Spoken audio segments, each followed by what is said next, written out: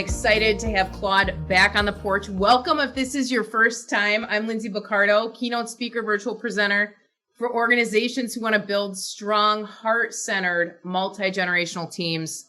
I believe that the modern day leader has an obligation to grow personally and lead others from a grounded and healthy and healed place. And this is where I bring on my favorite thought leaders on these topics to teach and really mentor us through our own growth. And today is a very special day for me. We brought back truly a personal hero of mine, Claude Silver. She is the first ever Chief Heart Officer.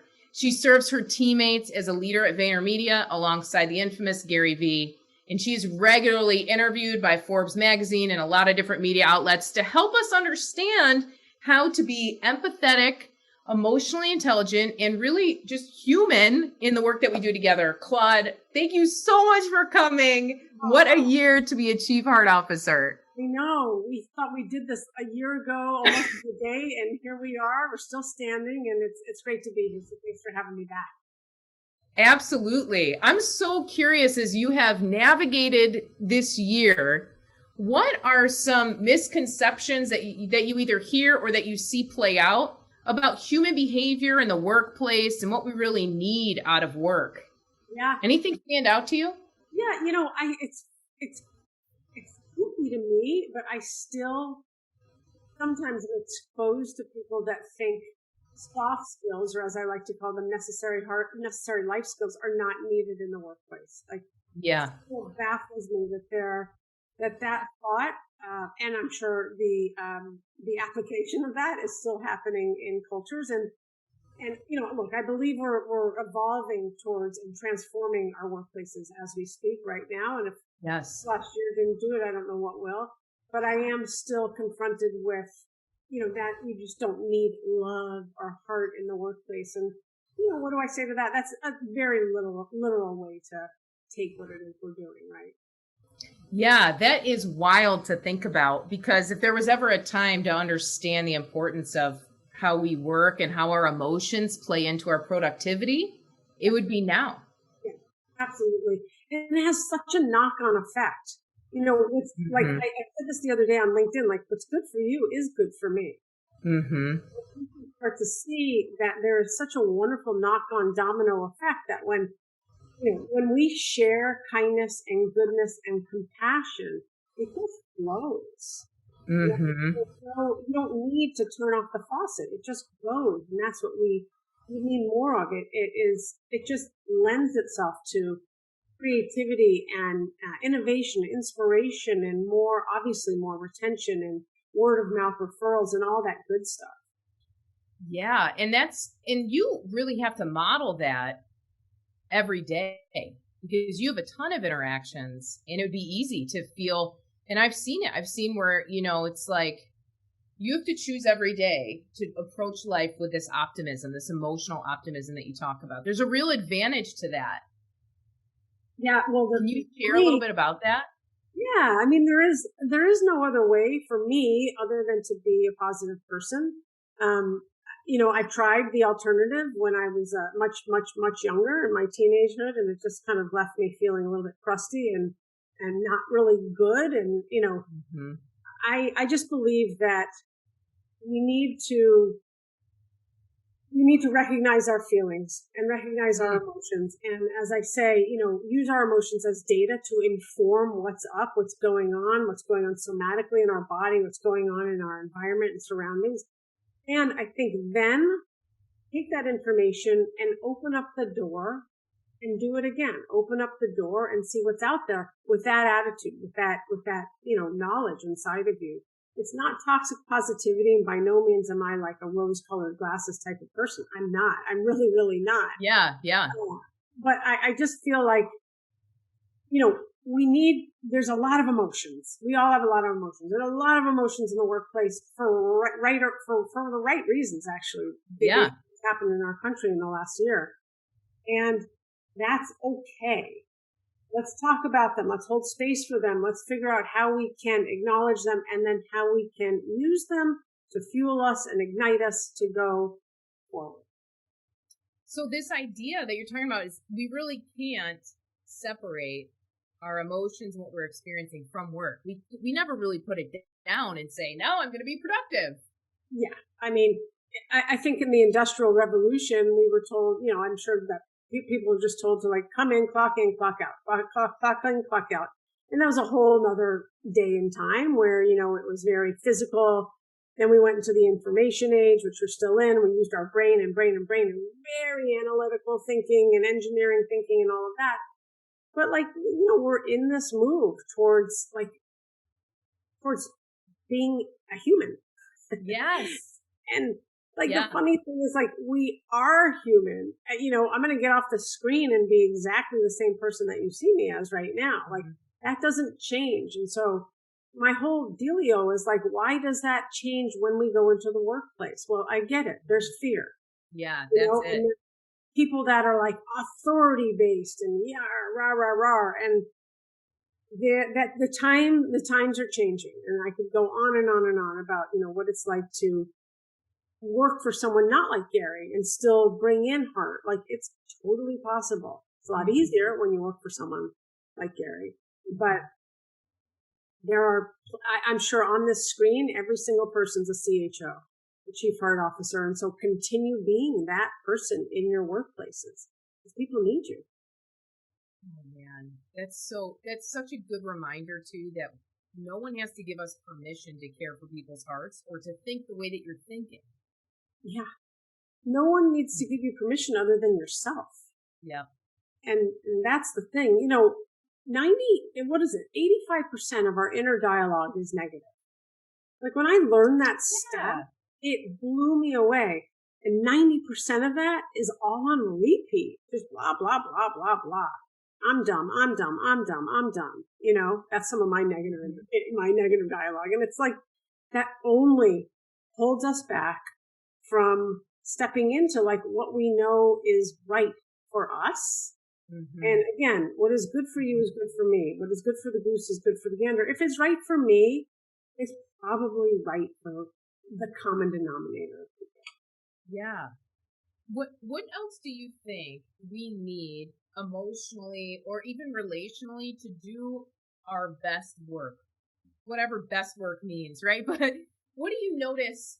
Like what ingredients when they're missing? I'll start. I would say one is psychological safety. If somebody doesn't feel like they can mess up or there's fear in their relationships at work, we're already not going to get the best solutions or the most creative solutions. Right. And so what does that mean? Yeah, psychological safety, which equals trust. Mm-hmm. Trust is enormous. Respect is enormous. Mm-hmm. Autonomy is enormous. These things such as humility, being faced with people who are like, I don't have all the answers. So yeah, go ahead. Take a shot at it, Claude. Mm-hmm. People that actually know how to give critical feedback that's helpful, but not judgmental on who you are as a person. And no one comes to work to be like knocked down, their personality knocked down. We all there's this invisible ink right here. I don't know if you can see it, but it says, help me grow. Yes. Every single one of us wants to grow. Progress is what motivation, like we want that. So you need to be surrounded in cultures that are going to be trusting, going to give you autonomy, going to give you the right type of growth at bats and opportunities that are going to say like, I don't have all the answers. Take a stab at it. It's okay. I got your back. That kind of stuff. Respect. Yeah. And this other piece that you talked about, I'm sure you still talk about it, but I remember when you first said it, I went, what? And then I grabbed Joseph Campbell's Hero's Journey and studied this and wrote a talk about it because I'm like, this is brilliant. This hero's journey idea that when we come alongside someone else, we aren't meant to be the hero in their story. We're meant to be the mentor that comes alongside them, really giving people a chance to be their own hero of their story. Can you speak to that a little bit? Because you really nail this in everyday life. Well, I try to because I show up wanting to turn that other person into a hero, knowing I'm good. I got mine. I got my meaning, like I got me, and I choose to show up as an empathetic, leader every single day. And I'm really trying not to use the word servant leader. I just want to put that out there, but as a person that shows up on the screen and is just like, hey, what can I do for you? How can I be of service? How can I give you value today? Like, what can I do that's going to give you practical tips to, do your job better or to face whatever better? Ultimately, though, if you think about Obi-Wan Kenobi or Yoda to Luke Skywalker, where is Joseph Campbell really helped create those characters? That is the guide, the Sherpa, the coach, the wise person, whatever, the elder. That's like, hey, I want you to have everything you possibly have wanted and much more, obviously internal, external. And so come along. I'm here for the ride. And I talk a lot about empathy as being a passenger rather than like, let me step inside your shoes, Troy or Lauren or Nikki. Like, you might not want me in your shoes first and foremost, but like, you're probably going to want me to walk alongside you and make you feel like you're not alone. I got you. Whatever you need. If you fall, I'm here. I'm rooting for you. That's a very different type of leader and leadership style than like, I have all the answers. You may not. Suck up. Is this part of, you're making a distinction between that servant leadership versus empathetic leadership? I have my own like religious trauma that comes up when I think of servant leadership. So I can't really mentally get there. But I'm curious, what makes you separate the two between servant leadership and empathetic? Well, I also think in today's day and age, the idea of a servant is not anything that we really want to lean in on anymore. I think in our country in particular, I want to find a cure for racism. I don't want to or solve for racism. I don't want to add to it with any kind of language that I use. Yeah. So. And that would, if I'm a servant leader, then I'm serving masters, and that's just not what it's all about. So empathetic, heart-based leadership, like human leadership, whatever. We're all going to come up with a new term. So it's the distinction I want to use because I don't want my words to ever feel like weapons to people. I think that's really wise to think about that, and I'm sure you will come up with. We'll together come up with that, and then we'll all ask you to write the book about it, if that's okay. It's so good though, because you're the practitioner. I know one thing that came up on LinkedIn that everybody was talking about today is that you kind of have a lot of our dream jobs. Like, if this idea of like I freely get to care for people, I can't imagine that. And do you find that interesting that so many people long to have your type of title and your type of responsibility? How does that hit you? I do. Well, I mean, it's it tickles me in many ways because you already do. Everyone has it. I have a great title. Let's not make any mistake about that.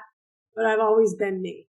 And that's why I'm starting to say when I'm on screens like this, like, hey, every single person here, I am sure is a CHO, whatever you want to call it.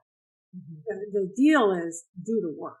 The deal is show up as a listener. The deal is then take action. The deal is it's not about the title. It's just not. The title, yes. And there will be many CHOs that come after me. So it's all about the work. It's all about like, do you really have a heart to do this? Like, do you really, do you really want to show up every 15 minutes, every half an hour, over and over and be like, how can I be here? What can I do? Who can I connect you to? Okay, great. Let me tell you why we say things like that. You gotta be in it to win it. And this is all I want to do. And I would do it with or without the title. And so, but yes, it is, but it's also, it's heartwarming that this means something to people, because the more we bring this into our workplaces and companies and soccer teams and whatever else you're doing, the better this universe will be in time. Isn't that true? And this piece that you're talking about too, when everybody asks you about your title or how you got it, it seems like part of it is this is the natural culmination of my life. I'm doing this because it's an expression of who I am. It's not really something I'm reaching for. It just is what I was to do next. Look, I quit Vaynermedia. Yeah. When I told Gary I was resigning, he said, what do you want to do? And I said, I only care about people. I only care about the heartbeat of this place. I just said heartbeat. I could have said I care about the pulse, and I would be chief pulse officer. It just so happens that when we sat down 4 months later, he's like, "That's it. You're coming back. You're going to be chief heart officer." He and I had already been talking about human beings as heartbeats. Yes. It just made sense. And he's a phenomenal brand, creative, and you can brand anything. If you can brand a bottle of wine, empathy, you can brand just about anything. So, and then that wine is good, by the way. That wine is delicious. Yeah. Yeah. And yes, what were you going to say? It's a total culmination of like all the tools and skills. And if I wasn't doing it here, I'd be doing something else. I would be doing it someplace else. It just may not be called CHO, or just be called Claude. Just Claude. That's what's so interesting too, because it sounds like you kind of followed your own vein of curiosity and what drew you, what helped you become who you are today. And it wasn't just you're aspiring for it, you're setting a SMART goal and you're doing it. It was I'm really genuinely, authentically following my curiosity here. I mean, you could put a SMART goal in front of me and I would feel I don't understand what they yeah. Like I'm not wired that way. I'm not. And that's, and by the way, I thought that was a real default of mine for a very long, like a negative of mine, that I'm not wired that way. But I am wired to be in touch with who I am and to know when to hold them and when to fold them. And I had a wonderful, wonderful career in advertising as a strategist. It did me well. I'm extremely grateful for all the companies I worked for. And at the end of the day, I just really liked working with the teams better. It didn't matter to me if it was blue, gray, red, capitalization or not. At the end of the day. And there's so many people that are a lot better at it than me. And this is where, this is my superpower is people, it's humans, it's taking care of people. Mm-hmm. I remember our last conversation, we talked about that wiggle that it takes to get to where you want to go. Sometimes it's getting different people in your community or mentors or a coach or other people that help guide your way for you, because I don't really know anybody that has a crystal clear path, regardless of how successful they seem. They had to wiggle to get there. And that's what inspires me about you, Claude, is that you're just open about it. Like, I wiggled to get here. I didn't just arrive one day. Can you talk a little bit about the people that came around you to help bring you to this realization that this is really the work you're meant to do? Yeah, I mean, I have to always mention my Nana, who died 4.5 years ago at 101, who was really the person who I really feel like in many ways emotionally raised me. She helped me see that, that empathy was a good thing. It was my superpower, that I didn't have to hide it. And it was okay that I was super sensitive. What my job would be to figure out how to not be a sponge all day. That's one of the things. She seriously helped me. My parents, of course, they're probably the most generous people I know. And I had two, aside from Gary, that's present tense. I had two great female role models way back when that were like president of the different agencies I worked at. And I was like, oh yeah, you're pretty hot shit. Like, yeah. How'd you get there? Like, how'd you do that? And what felt, I'm a feeling person. So like what it felt like was, they just stuck to their guns. They just continued, even I'm sure it was very difficult in times. But they just continued to rock it. And they rocked it so hard that they became, president of this agency and that agency. And that gave me a lot of courage. Mm-hmm. Well, there is something about borrowing courage from other people. We can read it in a book, but watching it play out in front of you there is a vibration there that you can follow. That's exciting. Oh, I love that idea. Borrowing courage. I think that's a really cool idea. And then when you return it tenfold. That's exactly right. Yeah, that's a good one. I'm sure that people come to you. I mean, I came to you on this call. I was feeling out, our second meeting together, because our first meeting, I was just so nervous. And this meeting, I was excited to come back to you. And I think about that with our mentors, the people we admire, how we do return changed and we return stronger and more courageous than times before, and how powerful that is. I have totally borrowed courage from you over and over again, even watching you, if you don't follow Claude on TikTok, go watch her wiggle it out on TikTok and see how she's shifting her stories and able to say what she wants to say in 60 seconds. I borrow courage from you all the time. Thank you. Well, likewise. Thank you. That's why I wanted to come on here, because I think you're awesome, and I love what you're doing with your community. And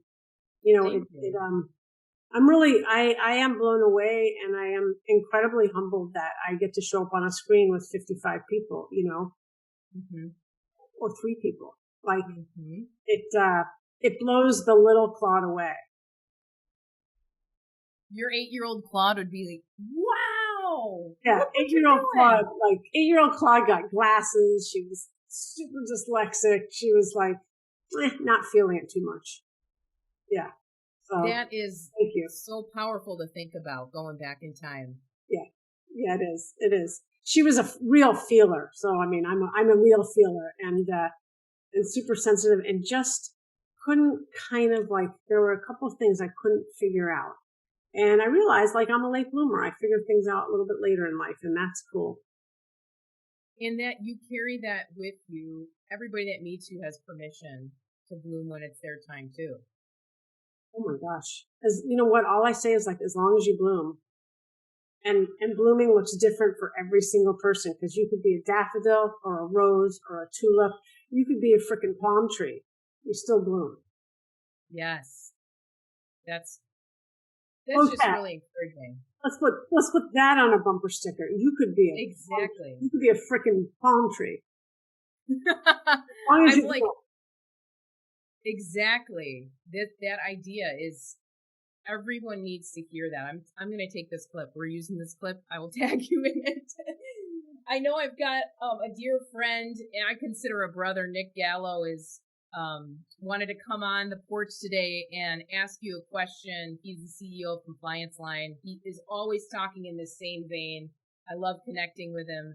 Nick, will you jump on with us and ask Claude a question? We're going to let her go here in just a few moments, but I thought we could wrap up with your question if you're up for it.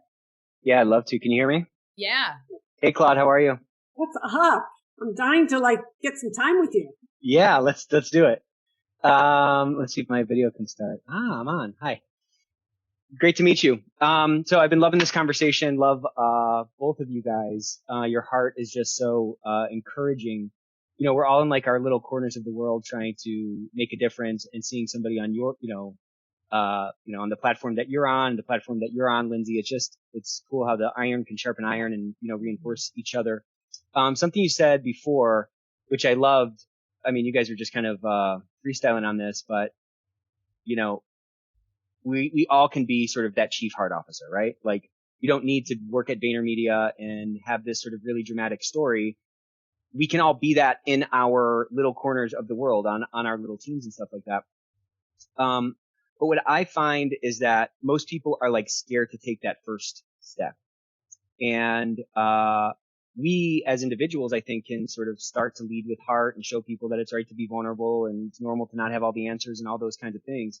But like, what would you say to help encourage people to kind of step out onto that frozen pond?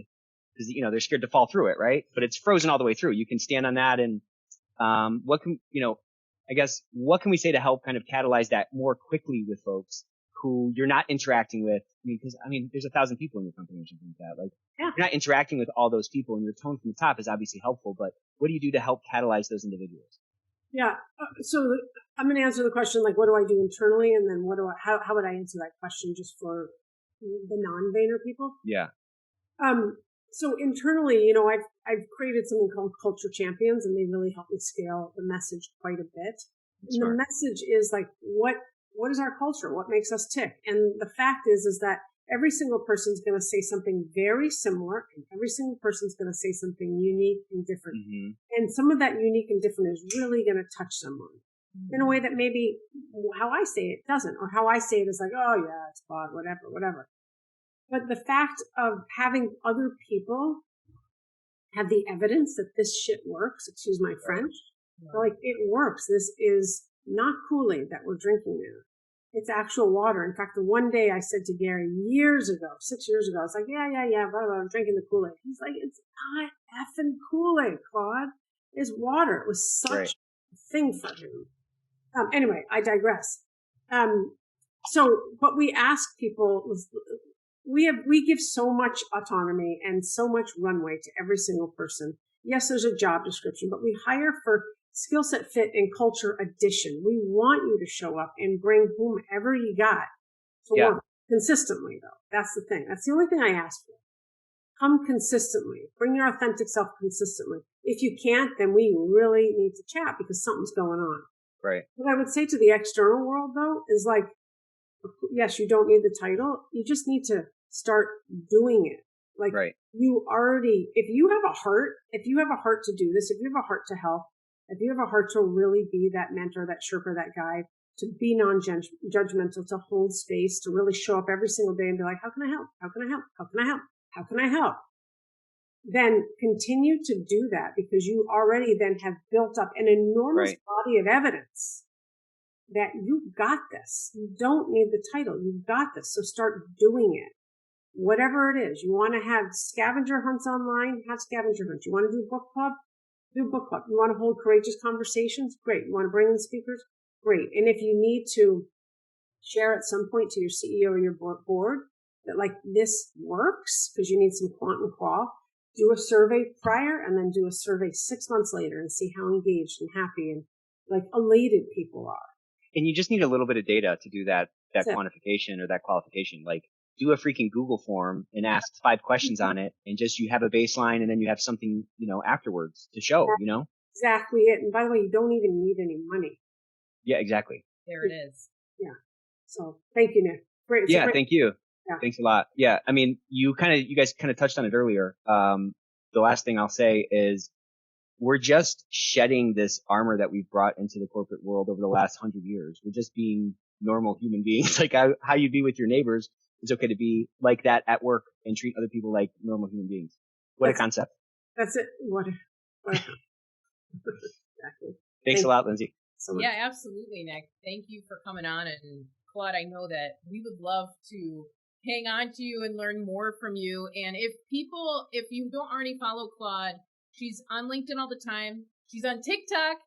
She's not doing dances. She is teaching us about emotional intelligence. Maybe she'll do a dance. I don't know. We'll see. And I know that your message just resonates so strong with so many people, Claude, this idea of bringing humanity to the workplace, giving space to listen, which I know you always talk about, and allow people to be human and give them their autonomy. I want to do everything I can to keep telling the world about your message and your work. Where's the best place to follow you right now? Do you have a mailing list? How can we be in your world? Oh, I love it. Thank you. LinkedIn is awesome. And I respond to anyone that writes me, Instagram for sure. And then you can go to my website and just connect and there you go. Yes. And any which way. The more the merrier because it means that we're doing something together. It does take many a village to do this work. So thank you for having me. This is the best. And I really love your community. So thank you everyone for your attention and your time. Really appreciate it. Thank you, Claude. You made my month, truly. I'm going to go back and watch this. And I just so appreciate you. Thank you for letting me borrow courage from you throughout this last year. It means the world to me. And until next time, we will see you all on the porch. Thank you, friends. Thanks, everyone. Bye, Lindsay. Bye.